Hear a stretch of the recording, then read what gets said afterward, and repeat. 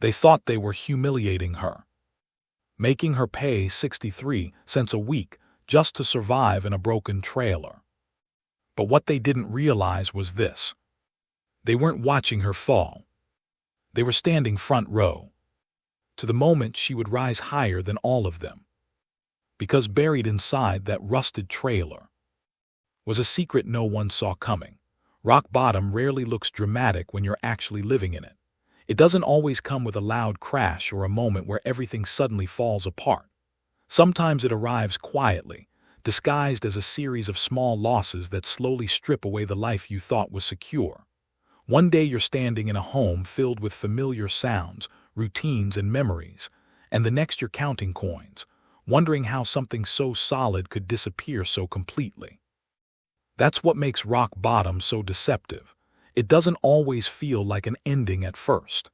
It feels like confusion, like exhaustion, like trying to understand how you got here without realizing that here is the lowest point you've ever known. For someone like Jessie, rock bottom wasn't just about losing a house or a marriage. It was about losing the version of the future she had quietly built over years. It was waking up and realizing that everything she had invested her time, energy, and belief into had shifted in a direction she could no longer follow. And yet, what made her situation different wasn't the loss itself. It was how she responded to it. Because rock bottom has a strange way of forcing clarity. When everything unnecessary is taken away, what remains is painfully simple. What you have, what you can do, and what you choose next. There's a moment that happens when you reach that lowest point, a moment where you stop asking, "Why did this happen to me?" and start asking, "What can I do now?" It's not a dramatic shift. It doesn't come with motivation or confidence. In fact, it often comes when you're at your most tired, your most uncertain. But it's real, and it matters more than anything else. Because that moment marks the difference between staying stuck and starting forward. Not jumping ahead, not fixing everything overnight, just starting. What people often misunderstand about starting over is that it doesn't begin with a big plan. It doesn't require perfect clarity or a clear vision of the future. It begins with something much smaller, a decision to do one thing, then another, then maybe one more. When Jessie stood in that trailer for the first time, she didn't see a solution. She saw problems, too many of them. But instead of trying to solve everything at once, she chose to focus on what could be done right now. That kind of thinking is what makes rock bottom powerful. It removes the illusion that you need to have everything figured out before you move. It teaches you that progress isn't about leaps, it's about steps. There's also a quiet kind of strength that forms in these moments, a strength that doesn't come from confidence but from necessity. When you don't have the option to quit, you learn how to continue. Not perfectly, not gracefully, but consistently. And that consistency, even when it feels small, begins to build something. At first, it doesn't look like much. A cleaned corner, a repaired piece, a single idea that might work. But over time, those small efforts start connecting. They start forming a pattern, and eventually, that pattern becomes momentum. What makes rock bottom such a turning point isn't just the hardship, it's the absence of distraction. When life is comfortable, it's easy to delay decisions, to ignore problems, to stay in situations that aren't working because they're familiar. But when everything is stripped away, there's no space for avoidance. You see things clearly, sometimes painfully clearly. You recognize what matters and what doesn't. You understand your limits, but you also begin to discover your capabilities. And often, those capabilities are far greater than you believed when you were living in comfort. There's also something deeply human about rebuilding from nothing. It reconnects you to effort in a way that comfort never can. Every small improvement feels earned because it is. Every bit of progress carries weight because you remember what it felt like to have nothing. And that memory doesn't weaken you, it sharpens you. It changes how you see opportunities, how you treat time, how you value what you build. You stop taking things for granted because you know exactly what it costs to create them. Another truth about rock bottom is that it exposes the difference between what people say and what they actually do. Some will watch from a distance, forming opinions without understanding your reality. Others will quietly step closer, offering support in ways that don't demand attention.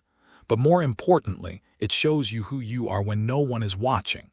When there's no validation, no recognition, no guarantee of success, just effort. That's where real character is formed. Not in moments of success, but in moments where success feels uncertain and you continue anyway. And while it may not feel like it at the time, rock bottom also creates space for something new. Not something built on the past, not something tied to what was lost, but something that belongs entirely to the present. That space can be uncomfortable because it's unfamiliar. There's no roadmap, no clear direction, but it's also full of possibility. Because when you're no longer tied to what was, you have the freedom to decide what comes next. Even if that decision starts small, even if it begins with something as simple as trying an idea or fixing a problem, it still matters. The journey upward from that point isn't fast. It doesn't follow a straight line. There are setbacks, doubts, days where nothing seems to work, but the difference is that you're moving. And movement, no matter how slow, changes everything. Because once you start moving forward, even in the smallest way, you're no longer at rock bottom. You're above it, even if just slightly. And that shift, however small, is the beginning of something larger. What makes this idea so powerful is that it redefines what rock bottom actually means. It's not just a place of loss, it's a place of beginning. Not because it's easy or hopeful in the moment, but because it removes everything that isn't essential and leaves you with the one thing that matters most. The ability to choose what happens next. Silence is often misunderstood as weakness. People assume that if someone doesn't argue back, doesn't defend themselves loudly, or doesn't seek immediate justice, it must mean they have nothing to say or no strength left to fight. But that assumption comes from a shallow understanding of power. Real power doesn't always announce itself. Sometimes, it chooses not to respond, not because it can't, but because it doesn't need to. And in moments where someone is underestimated, dismissed, or quietly disrespected, silence can become something far more controlled, far more intentional than any argument ever could be. When Jessie stood in front of someone who expected gratitude mixed with humiliation, she could have reacted in 100 different ways. She could have pointed out the unfairness, the insult hidden inside the so-called help, the way the situation was designed to remind her of her lowest moment. Most people would have said something, even if only to reclaim a small piece of dignity in the moment. But she didn't. Not because she didn't feel it, but because she understood something deeper. She understood that reacting in that moment would not change her situation. It would only give power to the person trying to define it. There's a kind of strength that comes from knowing when something deserves your energy and when it doesn't. It's not easy to develop, especially when emotions are involved. Being treated unfairly naturally creates a desire to respond, to defend, to correct the narrative. But there's a cost to that reaction. Every argument, every attempt to prove someone wrong keeps you tied to their perspective. It keeps you engaged in a space where they set the rules. And sometimes, the strongest move is to step out of that space entirely. Silence, in that sense, is not passive. It's deliberate. It's a decision to stop playing a game that was never designed for you to win.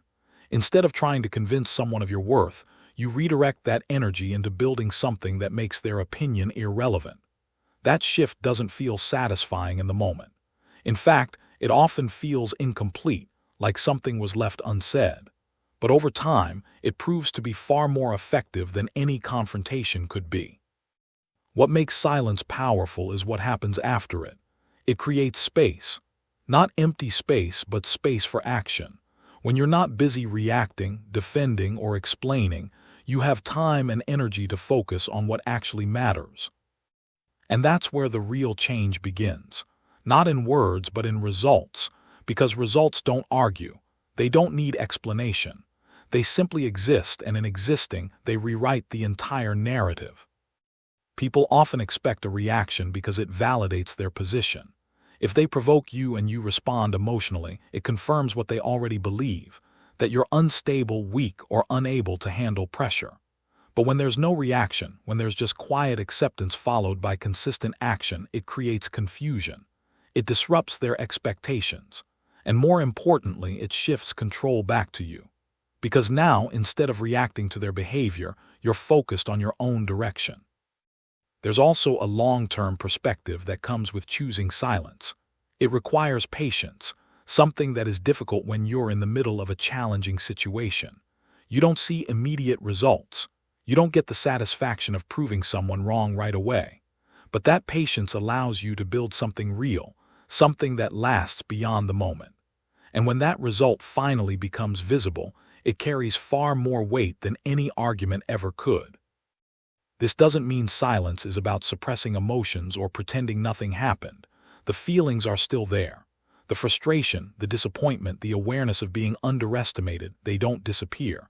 But instead of expressing them outwardly, they're redirected. They become fuel, not for revenge, but for progress. And that kind of fuel is steady. It doesn't burn out quickly like anger often does. It sustains effort over time, turning emotion into something productive rather than destructive. Another important aspect of silence is that it protects your focus. When you engage in conflict, especially unnecessary conflict, your attention shifts away from what you're trying to build. You start thinking about what was said, what you should have said, how to respond next time. It becomes a distraction, one that can easily consume more time and energy than the original problem itself. By choosing not to engage, you avoid that trap. You stay aligned with your goals, instead of being pulled into someone else's narrative. Over time, the effects of that decision begin to show. Not suddenly, but gradually. Small improvements, consistent progress, visible change. And eventually, the same people who expected a reaction start noticing something different. Not because you told them, but because it's impossible to ignore. And that's where the true shift happens. Because at that point, it's no longer about what they think or say. It's about what exists in front of them, something that contradicts everything they assumed. There's a quiet confidence that develops through this process. It doesn't come from external validation or from winning arguments.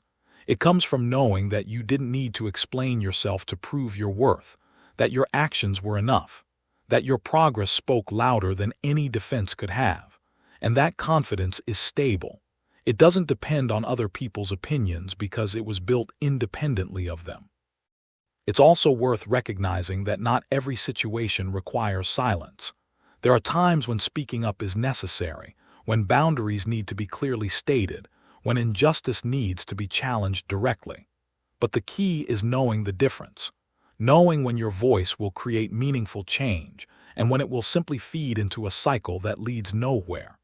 That awareness is what turns silence from avoidance into strategy. In Jessie's case, her silence wasn't about acceptance of how she was treated. It was about refusing to let that moment define her. She didn't deny the situation, but she also didn't let it control her response. Instead, she chose to focus on what she could build from it. And that choice changed everything. Because while others were still focused on the moment of her struggle, she was already working towards something beyond it. The real impact of silence becomes clear only in hindsight. When the results are visible, when the progress is undeniable, when the narrative has shifted completely. At that point, the lack of reaction becomes part of the story, not as something missing, but as something intentional. A choice that allowed everything else to happen without interference, without distraction, without unnecessary conflict. And in that way, silence becomes more than just the absence of words. It becomes a form of control, a way of deciding what deserves your attention and what doesn't, a way of protecting your energy and directing it towards something meaningful. It's not about ignoring reality, but about choosing how you engage with it. And that choice, when made consistently, creates a path that isn't shaped by other people's expectations, but by your own actions and decisions, leading steadily towards something that speaks for itself without needing to say a single rarely arrives with instructions. It doesn't tell you what it's going to become or how long it's going to stay. It simply shows up, settles into your life, and changes the way everything feels. At first, it narrows your world. It pulls your attention inward, makes even simple tasks heavier, turns ordinary days into something you have to push through. And in that state, it's hard to imagine that anything meaningful could come out of it. Pain feels like an interruption, like something that takes you away from the life you were supposed to be living. But over time, something subtle begins to shift. Not because the pain disappears, but because you start interacting with it differently.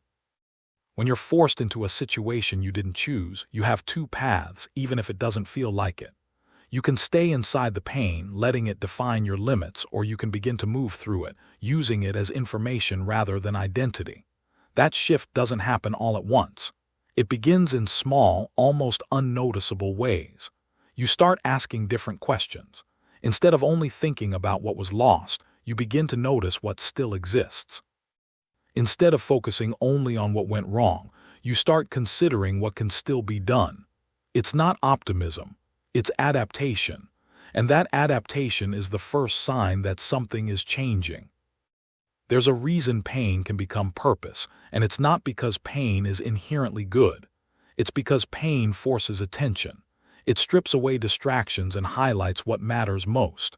When everything is comfortable, it's easy to move through life without questioning direction. You follow routines, meet expectations, continue on paths that were set long ago. But when pain disrupts that pattern, it creates a pause. And inside that pause is a rare opportunity to reassess, to redirect, to rebuild in a way that aligns more closely with who you actually are. For Jesse, the idea of turning pain into purpose didn't begin as a clear vision. It started as survival, a need to solve immediate problems, to create stability where there was none. But within that process, something deeper was happening.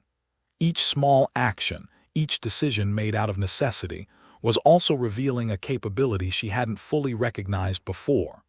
The ability to manage, to create, to adapt, to persist. These weren't new qualities. They had always been there, but they became visible only when they were required. That's one of the quiet truths about purpose. It's often not something you discover in a moment of clarity. It's something that forms through action, through doing, adjusting, learning, repeating. At first, it may not even feel meaningful. It may feel like you're just getting through the day, solving one problem at a time. But over time, those actions begin to connect. They form patterns, and those patterns start pointing in a direction. A direction that wasn't planned, but fits more naturally than anything before it. Pain also changes the way you understand other people. It creates a level of empathy that can't be taught in any other way. When you've experienced struggle, you recognize it in others, even when it's not obvious. And that recognition influences how you act, how you communicate, how you build things. Whether it's a business, a relationship, or a simple interaction, there's a depth to it that comes from having lived through difficulty. That depth becomes part of your purpose, shaping not just what you do, but how you do it. There's also a kind of honesty that comes from pain. It removes the need to pretend, to maintain appearances that no longer serve you. When you've been stripped down to your essentials, you stop focusing on what looks good from the outside and start focusing on what actually works. That honesty is powerful because it leads to decisions that are grounded in reality rather than expectation. And those decisions, even if they're small, tend to be more sustainable. They build something real. Something that can grow because it's based on truth rather than illusion. Another important part of this transformation is the relationship you develop with effort. When things come easily, effort can feel optional. But when you're rebuilding, effort becomes constant. It's not something you turn on and off. It's something you carry with you. And through that consistency, effort starts to feel different. It becomes less about pushing yourself and more about moving forward. Less about forcing progress and more about allowing it to happen through repeated action. That shift changes how you approach challenges. They stop feeling like obstacles and start feeling like parts of the process. Turning pain into purpose also requires a certain level of patience. The results don't appear immediately. There's no clear moment where everything suddenly makes sense. Instead, there's a gradual accumulation of progress. Small wins, small improvements, small signs that something is working. And while each one may seem insignificant on its own, together they create momentum. That momentum is what carries you forward, even when motivation is low, even when the outcome is still uncertain. It's important to recognize that this transformation isn't about erasing the pain or pretending it didn't matter. The pain remains part of the story, but its role changes.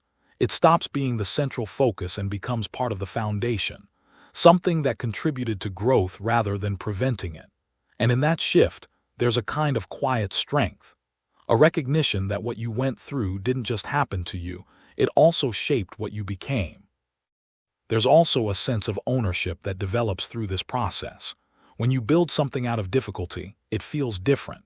It's not just about the result, it's about the path that led to it.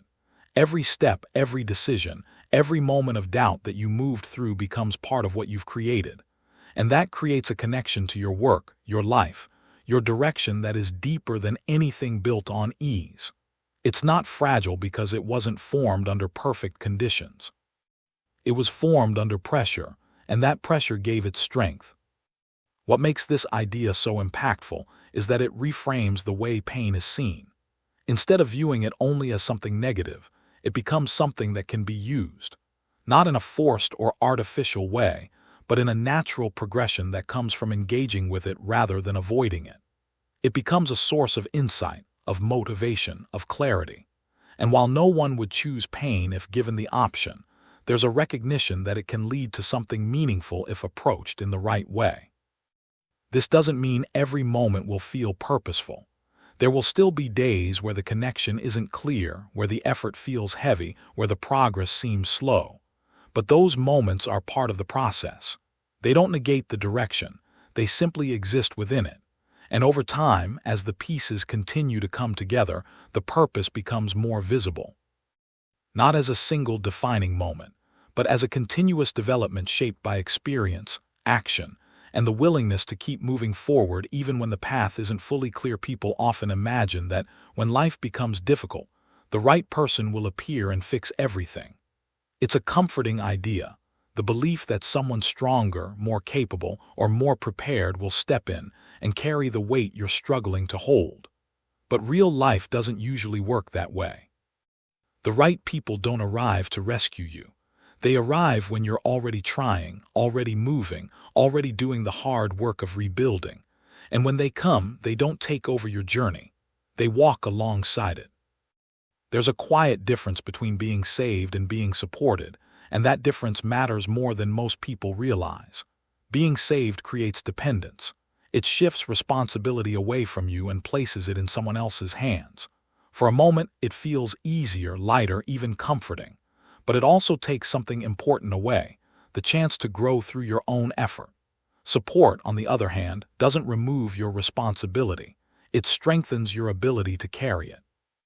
It doesn't replace your progress, it enhances it. When someone enters your life at the right time, they don't interrupt what you're building, they recognize it. They see the direction you're already moving in and choose to align with it. That alignment isn't forced. It doesn't come with pressure or expectation. It develops naturally through shared understanding and mutual respect. And that's what makes it powerful, because it's not based on need alone. It's based on connection, on recognizing something in each other that feels steady and real. For someone who has gone through loss or struggle, this kind of connection can feel unfamiliar at first. When you've spent time handling things on your own, you get used to relying only on yourself. You become cautious about letting anyone get too close, not because you don't want connection, but because you've learned how quickly things can change. Trust becomes something you build slowly, carefully, through observation rather than assumption. And the right person understands that. They don't rush it. They don't demand it. They allow it to form at its own pace. What makes these relationships different is the absence of pressure to be something you're not. There's no expectation to appear stronger, more successful, or more put together than you actually are. You don't have to hide the parts of your life that are still in progress. Instead, those parts are acknowledged, accepted, and respected. And in that environment, something shifts. You begin to feel comfortable being honest, not just about your situation, but about yourself. That honesty becomes the foundation of everything that follows. There's also a practical side to this kind of support. It shows up in small, consistent ways rather than grand gestures. A conversation when you need clarity, a suggestion that improves something you're working on, help offered without making you feel incapable. These actions may seem simple, but they carry weight because they're given without conditions. They're not about control or obligation. They're about contribution. And over time, those small contributions add up, creating a sense of stability that strengthens what you're building. Another important aspect is that the right person doesn't see your situation as something to fix. They see it as something to understand. Instead of focusing on what's wrong, they focus on what's possible. They don't define you by your lowest point. They recognize that point as part of your story, not the whole of it. And that perspective influences how they interact with you. It creates space for growth rather than judgment, for progress rather than pressure. This kind of relationship also reflects something back to you. It shows you qualities in yourself that you may not have fully recognized. Strength, resilience, capability. Things that may have been overshadowed by doubt or difficulty become more visible when someone else sees them clearly. And while that recognition doesn't create those qualities, it reinforces them. It reminds you that what you're building has value, that your effort matters, that your direction is worth continuing. There's a balance that develops in these connections, a sense that both people are contributing in their own ways. It's not one-sided. It's not about one person giving and the other receiving. It's an exchange. Sometimes you provide support, sometimes you receive it.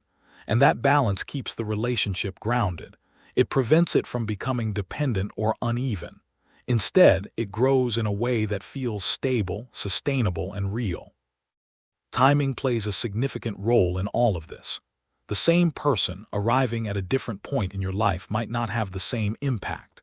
If they come too early before you've begun your own process of rebuilding, the connection may not have the foundation it needs. It might feel like a solution rather than a partnership. But when they arrive while you're already working, already moving forward, their presence adds to what's already there. It doesn't replace it, and that difference changes everything. There's also an element of recognition that happens. You don't always notice it immediately, but over time you begin to see that this connection is different. It doesn't drain your energy. It doesn't create confusion or instability. Instead, it brings clarity. It aligns with your goals, your values, your direction. And that alignment creates a sense of ease, not because everything is simple, but because it makes sense. You're not constantly questioning where you stand or what it means. You're simply building together at a pace that feels right. For someone who has rebuilt their life from a difficult place, this kind of relationship becomes part of that new foundation, not the foundation itself, but a strong addition to it. It supports what you've already created without taking it over. It grows alongside your progress rather than ahead of it. And that growth feels earned, just like everything else you've built. What makes this idea so important is that it shifts the expectation of what relationships are meant to be. Instead of looking for someone to complete you or fix what's broken, you begin to look for someone who understands where you are and respects the path you're on. Someone who doesn't need to change your direction, but is willing to walk with you as you continue it. That kind of connection is less dramatic, less obvious, but far more meaningful. And in that quiet, steady presence, something changes internally as well. You start to feel less alone in your effort, not because someone has taken the burden away, but because they've chosen to share the space with you. That shared space becomes a place where growth continues, where challenges are faced with support rather than isolation, where progress feels reinforced rather than uncertain. The right people don't transform your life by replacing your struggle. They transform it by standing beside you while you move through it, offering strength without taking your independence, connection without creating dependence, and understanding without needing to control the outcome, becoming part of your journey in a way that feels natural, steady, and aligned with everything you're building. As you continue forward, what breaks most people is not always the situation itself, but the meaning they attach to it. When something painful happens, especially when it feels unfair or intentional, the first instinct is to internalize it, to believe that it says something about who you are, what you deserve, or where you belong. That interpretation can be more damaging than the event itself, because it doesn't just affect the moment. It shapes how you see everything that comes after. And when someone is deliberately placed in a position meant to diminish them, that pressure becomes even heavier. It's not just about surviving the situation. It's about resisting the definition that comes with it. Being underestimated has a particular kind of weight. It's quiet but persistent. It shows up in the way people speak to you, in the expectations they lower, in the assumptions they make about what you can and cannot do. It's not always aggressive. Often it's subtle. And because it's subtle, it can slowly influence how you see yourself if you're not careful. That's why moments like these are so important. They force a decision. Not always consciously, not always immediately, but eventually.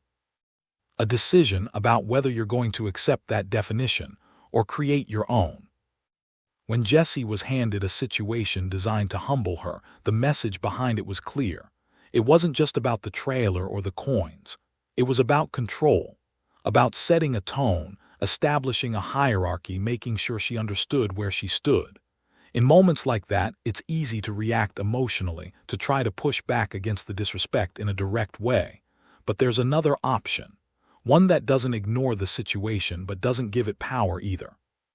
That option is to step outside of the narrative being imposed on you and start building one of your own. That process doesn't begin with confidence.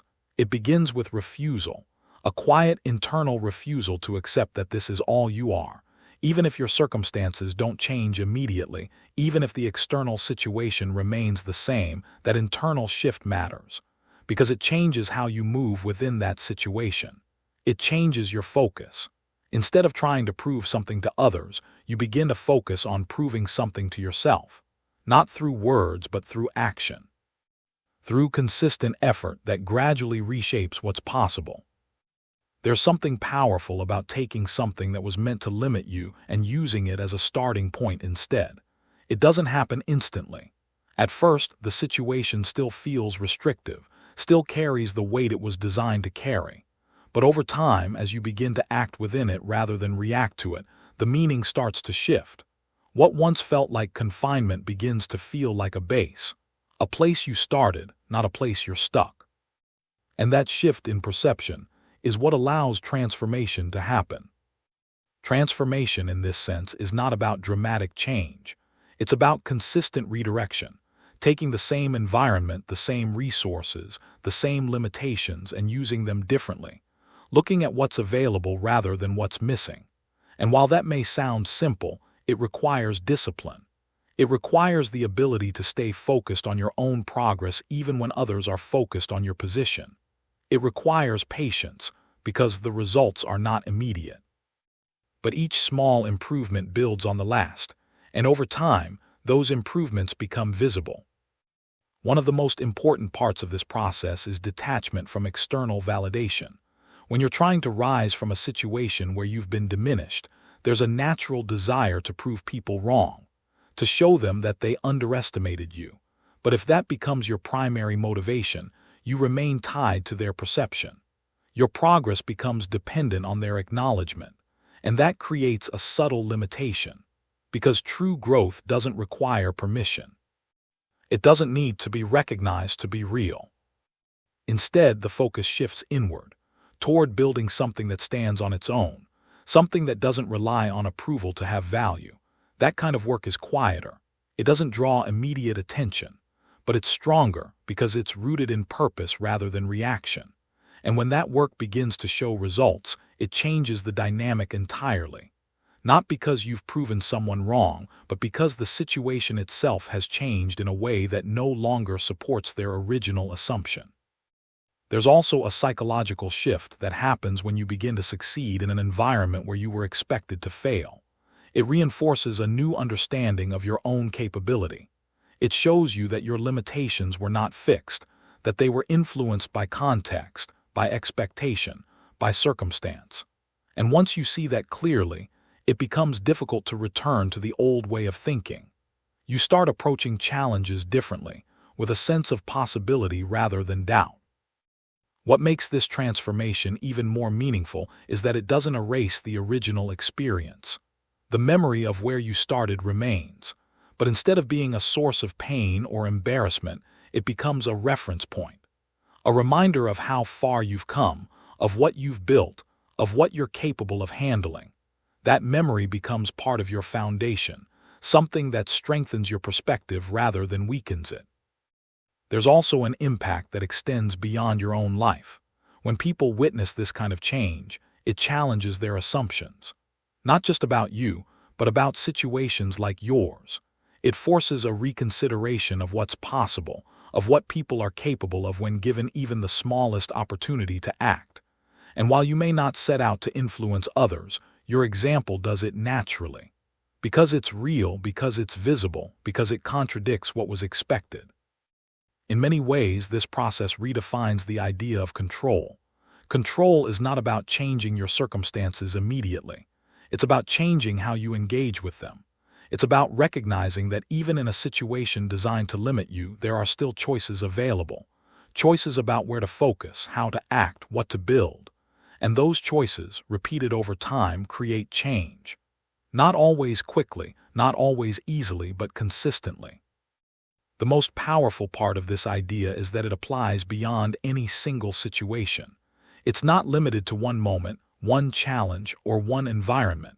It's a way of thinking, a way of responding to difficulty that prioritizes growth over reaction, creation over resistance. And once you internalize that approach, it becomes part of how you move through life. Challenges don't disappear, but your ability to navigate them evolves. In the end, what was meant to break you loses its original purpose. It no longer defines your limits. Instead, it becomes part of the story of how you expanded them. It becomes evidence of resilience, of adaptability, of strength that wasn't obvious at the beginning but became clear through action. And that shift, from being defined by a situation to redefining it through your response, is what turns something negative into something constructive. Because the truth is, people will always have opinions. They will make assumptions, set expectations, define situations based on their own perspective. But none of that has to determine your outcome. What determines your outcome is how you choose to respond, what you choose to build, and whether you allow a moment designed to diminish you to become the foundation for something greater. The real victory is not in proving others wrong. It's in proving to yourself that you were never as limited as the situation made you feel. That even in the smallest, most constrained circumstances, you still had the ability to create, to grow, to move forward. And once you understand that, it changes everything. Moral: what is meant to break you can become the very thing that builds you, if you choose to rise instead of retreat. Disclaimer: this story is created for inspirational and entertainment purposes. While it reflects real-life struggles and emotions, certain events and characters may be dramatized to enhance storytelling. The message is meant to inspire hope, resilience, and personal growth.